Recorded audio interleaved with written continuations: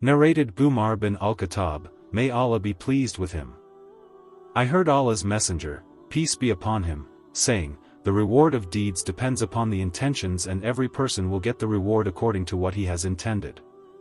So whoever emigrates for worldly benefits or for a woman to marry, his emigration will be for what he emigrated for. Narrated Aisha. The mother of the faithful believers, Al-Harith bin Hisham, asked Allah's Messenger, peace be upon him, O Allah's Messenger, how is the divine inspiration revealed to you? Allah's Messenger, peace be upon him, replied, sometimes it is revealed, like the ringing of a bell. This form of inspiration is the hardest of all, and then this state passes off after I have grasped what is inspired.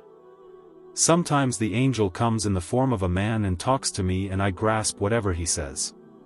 Aisha added, verily I saw the Prophet, peace be upon him, being inspired divinely on a very cold day, and noticed the sweat dropping from his forehead, as the inspiration was over. Narrated Aisha, the mother of the faithful believers. The commencement of the divine inspiration to Allah's Messenger, peace be upon him, was in the form of good dreams which came true like bright daylight, and then the love of seclusion was bestowed upon him. He used to go in seclusion in the cave of Hira, where he used to worship continuously for many days before his desire to see his family. He used to take with him the journey food for the stay, and then come back to Khadijah to take his food likewise again, till suddenly the truth descended upon him while he was in the cave of Hira. The angel came to him and asked him to read. The Prophet, peace be upon him, replied, I do not know how to read. The Prophet, peace be upon him, added, the angel caught me and pressed me so hard that I could not bear it any more. He then released me and again asked me to read, and I replied, I do not know how to read. Thereupon he caught me again and pressed me a second time till I could not bear it any more. He then released me and again asked me to read, but again I replied, I do not know how to read. Thereupon he caught me for the third time and pressed me, and then released me and said, read in the name of your Lord, who has created man from a clot. Read. And your Lord is the most generous. Chapter 96 verses 1-3. Then Allah's Messenger, peace be upon him, returned with the inspiration and with his heart beating severely. Then he went to Khadijah bint Khuwaylid and said, cover me. Cover me. They covered him till his fear was over, and after that he told her everything that had happened and said, I fear that something may happen to me. Khadijah replied, never. By Allah, Allah will never disgrace you.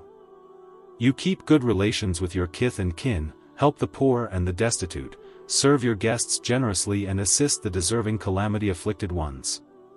Khadijah then accompanied him to her cousin Waraka bin Nawfal bin Asad bin Abdul Uzza, who, during the pre-Islamic period, became a Christian and used to write the writing with Hebrew letters. He would write from the Gospel in Hebrew as much as Allah wished him to write. He was an old man and had lost his eyesight.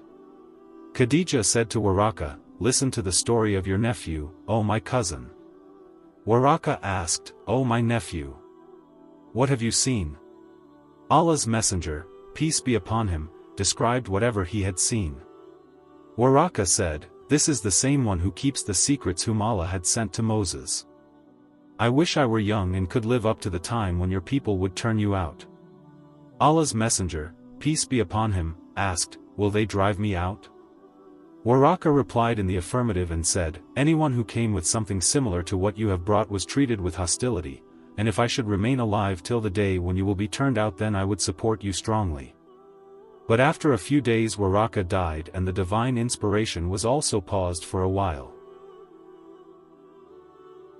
Narrated Jabir bin Abdullah al-Ansari, while talking about the period of pause in revelation, reporting the speech of the Prophet, peace be upon him. While I was walking, all of a sudden I heard a voice from the sky. I looked up and saw the same angel who had visited me at the cave of Hira, sitting on a chair between the sky and the earth. I got afraid of him and came back home and said, wrap me, and then Allah, subhanahu wa ta'ala, revealed the following holy verses of Quran, O you, wrapped up in garments, arise and warn, up to, and desert the idols. Which is chapter 74 verses 1-5, After this the revelation started coming strongly, frequently and regularly. Narrated Said bin Jubair. Ibn Abbas in the explanation of the statement of Allah, "Move not your tongue concerning to make haste therewith," which is chapter 75 verse 16, said, Allah's Messenger, peace be upon him, used to bear the revelation with great trouble and used to move his lips with the inspiration. Ibn Abbas moved his lips saying, I am moving my lips in front of you as Allah's Messenger, peace be upon him, used to move his. Said moved his lips saying, I am moving my lips, as I saw Ibn Abbas moving his.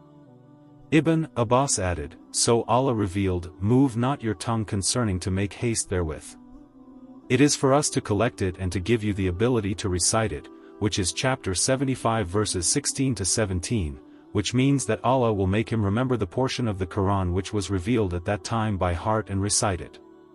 The statement of Allah, and when we have recited it to you then you follow its recital, which is chapter 75 verse 18, means, listen to it and be silent. Then it is for us to make it clear to you, which is chapter 75 verse 19, means, then it is to make you recite it. Afterwards, Allah's Messenger, peace be upon him, used to listen to Gabriel whenever he came and after his departure he used to recite it as Gabriel had recited it.